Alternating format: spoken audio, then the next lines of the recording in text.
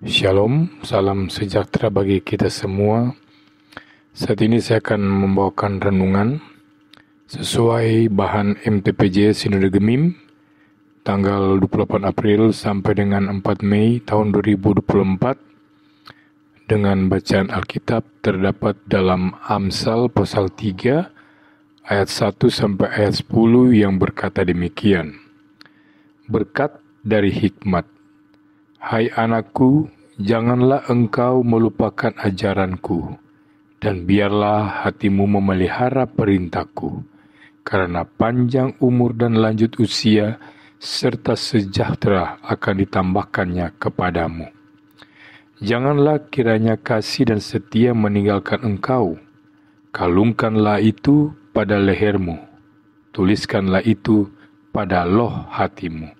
Maka engkau akan mendapat kasih dan penghargaan dalam pandangan Allah serta manusia. Percayalah kepada Tuhan dengan segenap hatimu, dan janganlah bersandar kepada pengertianmu sendiri. Akuilah Dia dalam segala lakumu, maka Ia akan meluruskan jalanmu. Janganlah engkau menganggap dirimu sendiri bijak. Takutlah akan Tuhan dan jauhilah kejahatan. Itulah yang akan menyembuhkan tubuhmu dan menyegarkan tulang-tulangmu. Muliakanlah Tuhan dengan hartamu dan dengan hasil pertama dari segala penghasilanmu. Maka lumbung-lumbungmu akan diisi penuh sampai melimpah-limpah, dan bejana pemerahanmu akan meluap dengan air buah anggurnya. Saudara-saudara yang Kristus kasihi, bila kita memiliki cara hidup orang berhikmat, maka berkat itu akan dinikmati, seperti panjang umur dan lanjut usia, serta sejahtera, mendapatkan kasih dan penghargaan dari Allah dan manusia, jalan kita diluruskan, dan lumbung-lumbung kita akan diisi penuh, bahkan sampai melimpah-limpah. Kita memiliki cara hidup orang berhikmat, bukan supaya berkat-berkat ini mengalir dalam hidup kita. Tetapi yang benar adalah, karena kita memang memiliki cara hidup demikian, maka berkat-berkat ini menjadi buah-buah kehidupan kita. Nah, cara hidup yang bagaimana? Pertama, percaya kepada Tuhan dengan segenap hati dan mengakui Dia dalam segala hal. Yang kedua, bergantung sepenuhnya pada Tuhan dan tidak pada diri sendiri. Dan ketiga, memuliakan Tuhan dengan harta. Cara hidup seperti inilah yang menjadi bukti ketergantungan manusia kepada Tuhan, Sang Sumber Hikmat itu. Saudara-saudara, kitab Amsal adalah kumpulan ucapan-ucapan bijak yang merupakan panduan bagi hidup yang berhasil dan secara keseluruhan hendak memberikan wejangan atau arahan tentang kehidupan bangsa Israel yang berkaitan dengan hikmat, dan hanya orang yang bersikap benar terhadap pengajaran guru hikmat akan mendapat berkat hikmat yang sebenarnya adalah berkat Tuhan sendiri. Amsal 3 ayat 1-10 adalah pengajaran guru-guru hikmat yang merupakan pengajaran dan undang-undang Tuhan. Berkat hikmat adalah berkat Tuhan sendiri, dan sikap yang benar terhadap pengajaran ini adalah merupakan sikap kepada Tuhan. Pengajaran ini menganjurkan untuk melakukan kebenaran demi kebenaran dan tetap memelihara perintah yang diberikan sebagaimana nasihat seorang ayah yang juga seorang guru sesuai firman Tuhan, supaya memperoleh panjang umur, lanjut usia, serta sejahtera.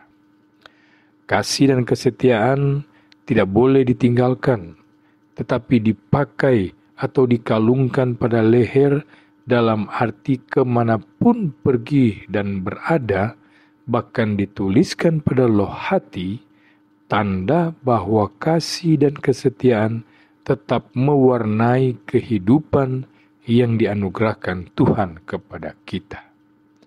Perintah ini harus dilakukan dengan segenap hati, sesuai dengan hikmat ilahi yang merupakan dasar dari seluruh kitab ini.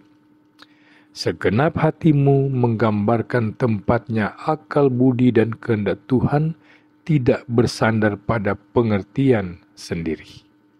Dengan kata lain, menyerahkan diri seutuhnya pada kehendak Allah dengan tidak mengandalkan diri sendiri, mengakui setiap perbuatan kepada kehendak Tuhan, menjauhi diri dari kejahatan, sehingga akan diluruskan jalan kehidupan, bahkan dapat memuliakan Tuhan dengan harta yang dimiliki dan memberikan hasil pertama dari segala penghasilanmu, sehingga lumbung-lumbung kehidupan serta bejana pemerahan akan dipenuhi dengan berkat Tuhan.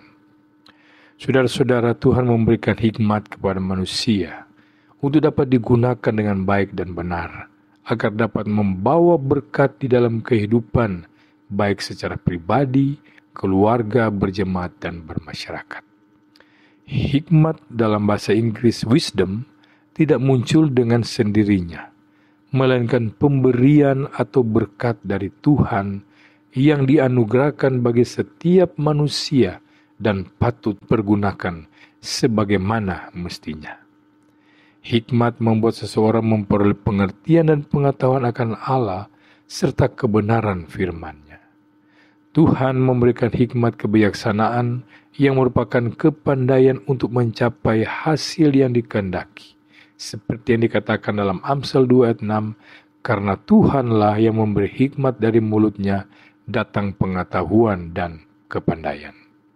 Tempat kedudukan hikmat ialah hati sebagai pusat keputusan moral dan intelektual. Ini bisa kita bandingkan dalam 1 Raja-Raja pasal 3 ayat 9 dan ayat 12. Hikmat yang mutlak hanyalah milik Tuhan. Namun ternyata masih banyak orang saat ini tidak menggunakan hikmat kebijaksanaan dari Tuhan itu dengan baik dan benar. Ada kecenderungan untuk lebih mengandalkan diri sendiri, terjebak pada keinginan dan kesenangan duniawi, mempergunakan berkat atau harta sebagai kesenangan dan ukuran mencapai kebahagiaan dengan konsumerisme.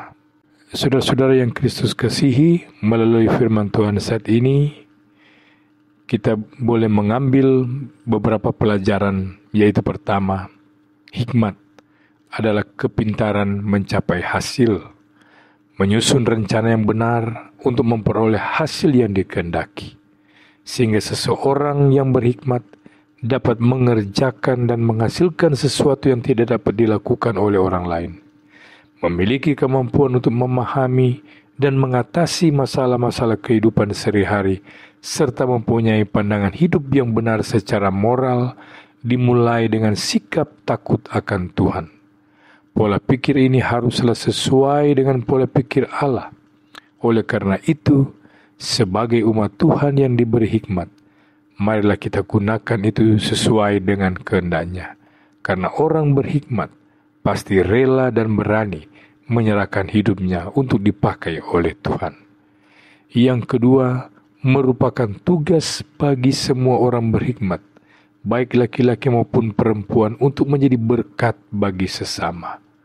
Ketulusan untuk melakukan kehendak Tuhan bukan karena dorongan kepentingan diri sendiri, melainkan didorong oleh rasa tanggung jawab kepada Tuhan dan menjadi berkat bagi sesama. Yang ketiga, bergantung dan melakukan kehendak Tuhan dengan sepenuh hati dan tidak mengandalkan pengertian sendiri. Maka Tuhan akan memberikan kekuatan untuk mengatasi persoalan-persoalan kehidupan kita, serta akan membawa kita pada tujuan kehidupan yang benar. Dan yang terakhir, memberikan persembahan hasil pertama dan terbaik bagi Tuhan, bukan hanya karena kuantitasnya, tetapi kualitasnya. Ini akan mendorong kita untuk tahu mengucap syukur dalam segala hal, mengingat bahwa Tuhan memberikan kepada kita bukan saja berkat jasmani, tetapi kesejahteraan secara rohani, dan selalu akan menerima berkat Tuhan yang melimpah-limpah. Tuhan Yesus memberkati kita semua. Amin.